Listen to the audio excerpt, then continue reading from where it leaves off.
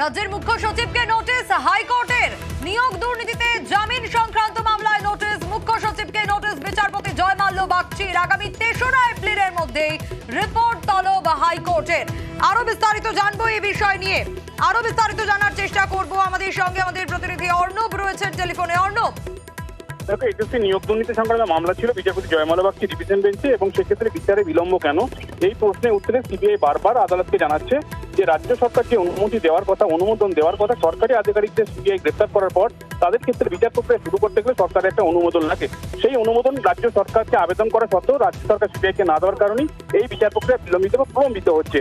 এরপরে বিচারপতি জয়মাল্য বাগচি রাজ্যের কাছ থেকে রিপোর্ট তলব করেছেন, মুখ্য সচিবকে নোটিশ জারি করে মুখ্য সচিবের কাছ থেকে এই রিপোর্ট চাওয়া হয়েছে এবং এসএসসি সংক্রান্ত বা প্রাইমারি সংক্রান্ত যে নিয়োগ দুর্নীতি মামলা, সেই মামলায় যারা অভিযুক্ত তাদের বিরুদ্ধে চার্জশিট ইতিমধ্যে সিবিআই দিয়েছে। তাদের বিচার প্রক্রিয়া শুরুর জন্য কি ভাবনা, কি পদক্ষেপ রাজ্যের অবস্থানকে সেটাই রিপোর্ট আকারে ৩রা এপ্রিলের মধ্যে জানাতে নির্দেশ দিয়েছেন বিচারপতি জয়মাল্য বাগচি ডিভিশন বেঞ্চ। ধন্যবাদ অর্ণব।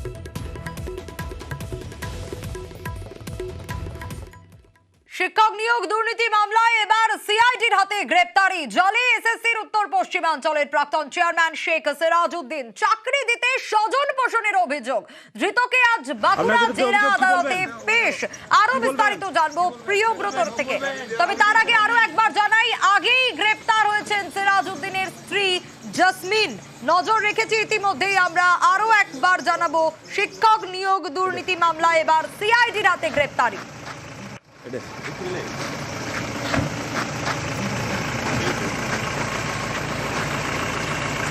আপনার বিরুদ্ধে অভিযোগ কি বলবেন? কি বলবেন?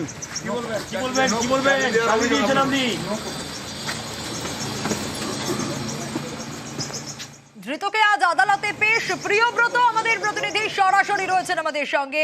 প্রিয়ব্রত, এর আগেই গ্রেপ্তার হয়েছেন সিরাজউদ্দিনের স্ত্রী জেসমিন, এবং এই মুহূর্তে তাকে কখন আদালতে পেশ করা হবে, কি জানা যাচ্ছে, কি আপডেট পাচ্ছ?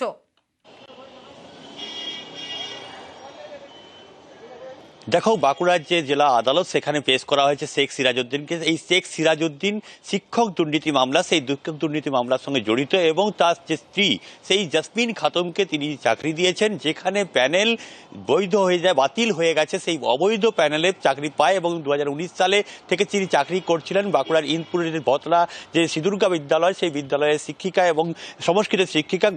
আগেই কিন্তু সিআইডির পক্ষ থেকে তাকে গ্রেপ্তার করা হয়েছে। 21শে ফেব্রুয়ারি তাকে গ্রেপ্তার করা হয়, কিন্তু তারপর থেকেও এবং তার আগে থেকে জবের থেকে মামলা করা হয়েছিল ডিআইয়ের পক্ষ থেকে হাইকোর্টের নির্দেশে, তারপর থেকে কিন্তু শেখ সিরাজউদ্দিন পলাতক ছিলেন। বারবার ধরে আবেদন করেছিলেন আগাম জামিনের, কিন্তু সেই জামিনের আবেদন কিন্তু নামঞ্জুর করে দেয় কোর্ট, এবং তার পক্ষেতেই কিন্তু সিআইডি তদন্ত চলছিল। কিন্তু বারে বারে তদন্ত চলার পরও সিরাজউদ্দিনের স্ত্রী গ্রেপ্তার হলেও শেখ সিরাজউদ্দিনের কিন্তু কোনোভাবেই হাতে পাচ্ছিল না সিআইডি, এবং অবশেষে বাঁকুড়ার একটি জায়গা থেকে তাকে গ্রেপ্তার করা হয়েছে, এমনটাই সিআইডি সূত্রে খবর। এবং আজ তাকে বাঁকুড়া জেলা আদালত তোলা হয়েছে, এবং 27 তারিখ আগামী 27শে মার্চ তাকে আবার প্রোডাকশন করার ডেট রয়েছে বাঁকুড়া জেলা আদালতে। এবং তিনি যখন তাকে গ্রেপ্তার করে কোর্টে পাঠানো হচ্ছিল, সেই সময় তাকে প্রশ্ন করা হয় যে যার বিরুদ্ধে এই অভিযোগ রয়েছে যে বিভিন্ন দুর্নীতির মামলা এবং তাকে স্বজন পোষণ, তার স্ত্রীকে চাকরি দেওয়ার মামলা এবং প্যানেল বহির্ভূত একটি বাতিল হয়ে যাওয়া প্যানেলে কিভাবে তিনি চাকরি দিয়েছেন, তিনি কোনো রকম কোনো কথা বলতে চাননি এই ধরনের। এবং এই মামলা যে নো কমেন্টস বলে তিনি বেরিয়ে যান, এবং সরকারি পক্ষের আইনজীবী তার যে জামিন দেওয়ার ক্ষেত্রে যে ব্যবস্থা করেছেন কিন্তু তাতে কিন্তু নামঞ্জুর করে দেয়, এবং 5 দিনের যেটা পুলিশি হেফাজত অর্থাৎ সিআইডি এবারে তাকে তদন্ত ভার হাতে নেওয়ার পর সিআইডি তাকে এবারে জিজ্ঞেস করবে শুধুমাত্র কি তার স্ত্রী জসমিনা খাতুম না আরও অনেক কিছু চাকরির ক্ষেত্রে তার সঙ্গে জড়িত রয়েছে, বা তিনি যার প্রভাব খাটিয়ে যেভাবে তিনি উত্তর এবং পশ্চিমাঞ্চলের চেয়ারম্যান ছিলেন দীর্ঘদিন ধরে, এবং বাঁকুড়ার পশ্চিমাঞ্চলের চেয়ারম্যান থাকার পাশাপাশি তিনি বাঁকুড়ার যে সালডিয়া স্কুল সেখানে অধ্যক্ষ রয়েছেন, এবং এই যে প্রভাব এবং প্রতিপত্তি যে একটা বিরাট বড় জায়গা রয়েছে তার, সেই ক্ষেত্রে সেই চাকরি দেওয়ার ক্ষেত্রে তার কতটা প্রভাব কাজ করেছিল, এবং এই চাকরি দেওয়ার ক্ষেত্রে শুধুমাত্র জসমিন খাতুন। ধন্যবাদ জানাবো প্রিয়ব্রত। আপনার বিরুদ্ধে অভিযোগ চাকরি পেয়েছেন জসমিনা খাতুন, তিনি অলরেডি অ্যারেস্ট হয়েছেন। তিনি সেই সময়ে চেয়ারম্যান ছিলেন ওয়েস্টার্ন এবং নর্দার্ন রিজিয়নে। ওই সময় এই দুর্নীতিটা ঘটেছে বলে অভিযোগ। সিআইডি তাকে 7 দিনের জন্য পুলিশ হেফাজতে চেয়েছিল, বিচারক তাকে 27 তারিখে প্রোডাকশনের ডেট দিয়েছেন। তাতে সিআইডি রিমান্ডে নিয়ে যাচ্ছে। আর এবার নজর রাখবো মুর্শিদাবাদের বেলডাঙ্গার দিকে, কারণ ভোটে গরম বেলডাঙ্গা। মুর্শিদাবাদের বেলডাঙ্গায় তৃণমূল কর্মীর বাড়ি লক্ষ্য করে বোমাবাজির ঘটনা।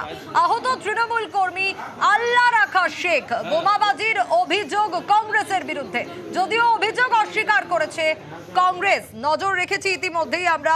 আরো একবার জানাবো, ভোটে গরম বেলডাঙ্গা। আরো বিস্তারিত জানার চেষ্টা করব। প্রণব আমাদের প্রতিনিধি রয়েছেন আমাদের সঙ্গে টেলিফোনে। প্রণব, কি অবস্থা? ভোটের আগে একেবারে উত্তপ্ত বেলডাঙ্গা। হ্যাঁ দেখো, একদম তাই। গতকাল রাত্রিবেলাতে যখন আল্লাহ রাখা শেখ তার বাড়িতে ছিল, সেই সময়তে কয়েকজন দুষ্কৃতী এসে বোমাবাজি করে বলে অভিযোগ, এবং বোমাতে আল্লাহ রাখা শেখ গুরুতর আহত হয় এবং তাকে নিয়ে এসে মুর্শিদাবাদ মেডিকেল কলেজে ভর্তি করা হয়। এবং সে একজন তৃণমূলের সক্রিয় কর্মী এবং কংগ্রেসের পক্ষ থেকেই এই বোমা ছোড়া হয়েছে বলে কিন্তু অভিযোগ। যদিও কংগ্রেসের পক্ষ থেকে সেই অভিযোগ অস্বীকার করা হয়েছে, যদিও তাদের দাবি পারিবারিক কারণেই গ্রাম্য বিবাদের জেরে এই বোমাবাজি হয়েছে। গোটা ঘটনার কিন্তু তদন্ত করে দেখছে বেলডাঙ্গা থানার পুলিশ। এখনো পর্যন্ত দুজনকে আটক করা হয়েছে। সোনিয়া, ধন্যবাদ প্রণব।